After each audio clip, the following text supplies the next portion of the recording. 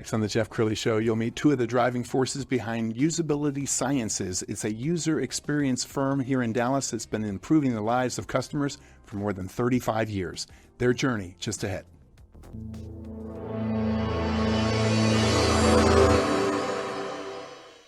Many are predicting that the worst is yet to come, which is unfortunate, said one person here. Until now, they've enjoyed the reputation of being the nation's icebox. Watched a burglar in his home this morning by webcam. As a journalist of over 25 years, stories are what make my world turn. Reporting live from the Dallas newsroom tonight, Jeff Crilley, Fox 4 News. But in 2008, I took the jump from my familiar life and started a PR firm from my home. We're talking about anyone with a camcorder like the one I'm using becomes a television network. We started slowly growing the company, and we now have over 100 clients, and we've branched into the world of live digital broadcasting. I now own 8 different TV studios and have a huge team, and the stories that I now get to share are sometimes the most important of my life. Life has a funny way of coming around full circle.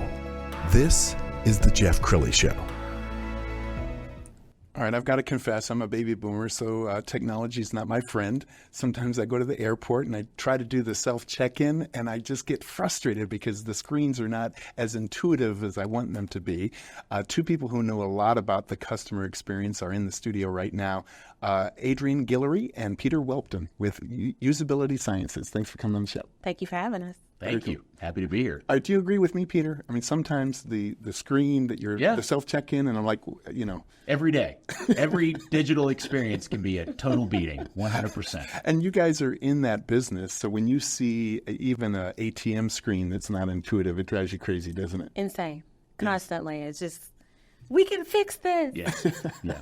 It didn't have to be like this. That's the thing. Okay, 35 years is a long time. When you guys first started, I'm thinking like this, the internet's just coming online, It right? was before that. Wow. So a lot of our early day clients was internal software packages. It was, green screen type things. It was brand new.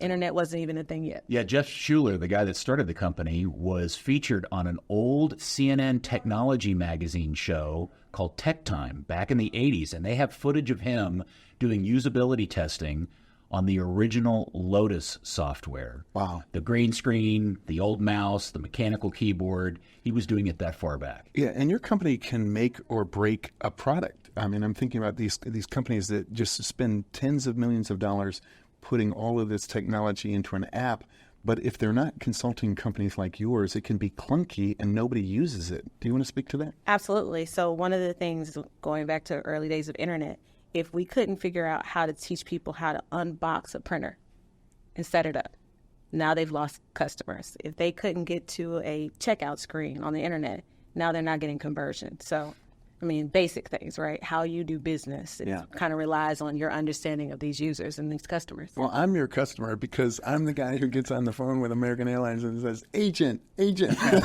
Operator. It needs a lot more testing, for sure.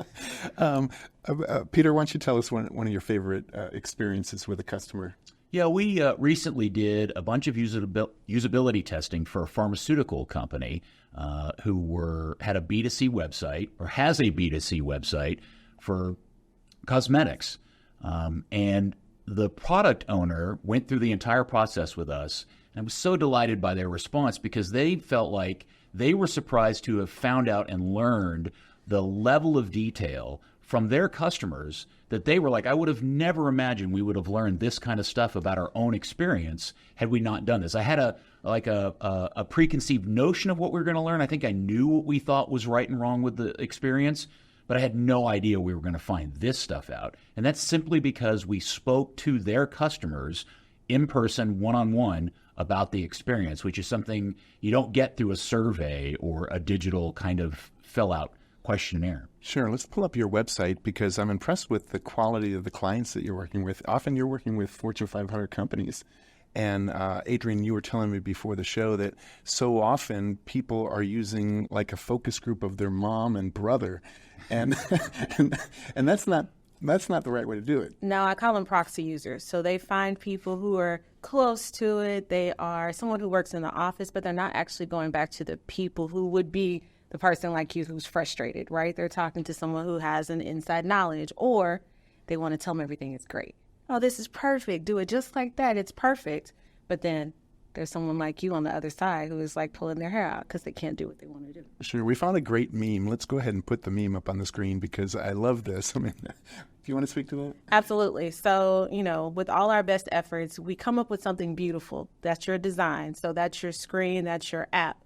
But what we often find is it's very different than what the customer needed or wanted. So they're going to make their own path, right? So what we say is if you had talked to somebody or even observed how people walk through this campus, then you would have seen it's pretty, but your pathway needs to be over here. Yes. Not over here. All right, we're going to pull up some video that you guys filmed a few years ago, so some of these images are outdated, but I want you to speak to, Peter, how you do your research. You actually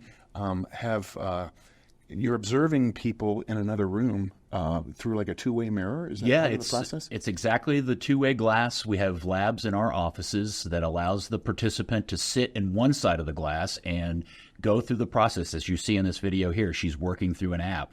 That little camera above her allows us to watch her go through that experience. On the other side of the glass is another researcher, typically with the clientele behind the glass, watching them go through that process. And so while we have a kind of a script or a guide for us to follow to ask the questions and go through the tasks, what this allows us to do is modify that on the fly so that if we see somebody doing something that we hadn't thought of previously or popped up a question, we can actually move on the fly and address that particular question in real time. It's a fascinating experience and way to do the testing. I'm staying with you, Peter. It's important to bring you guys in early in the process, isn't it?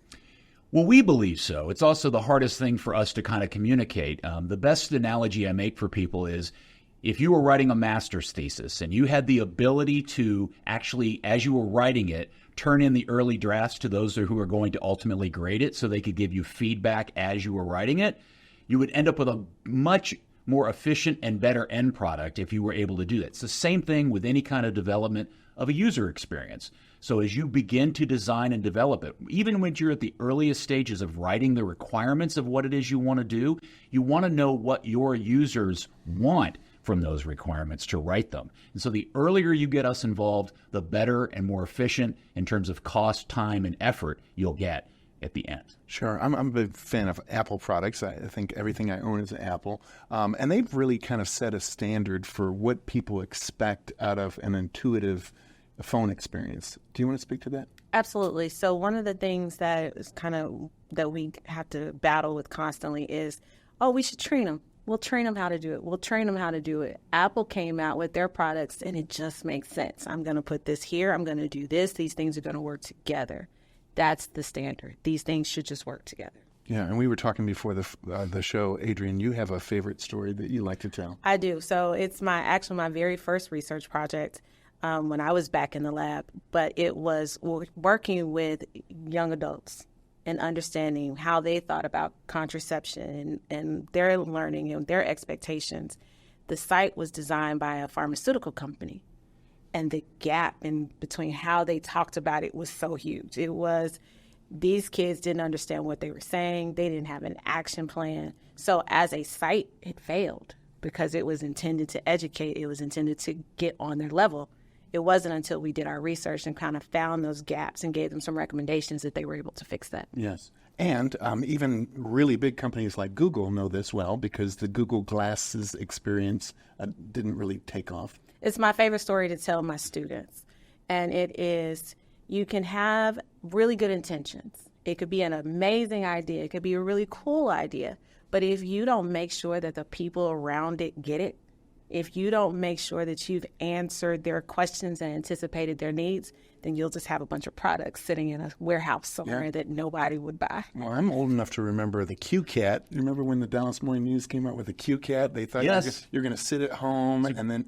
Great example. Exactly. Yes. Exactly. Yes. Exactly. And it was a mammoth failure. Yeah, it was. That could have used a lot of usability testing. Yeah, they should have called you. And one of the other aspects of our company that's really important to know is that we're kind of broken up into two different groups. We have the research group, which is obviously the piece that we've been talking about. But equally important is our recruiting team, because what makes us valuable is our ability to recruit your users. You don't have to necessarily bring us a list of your customers. We can go out and find people.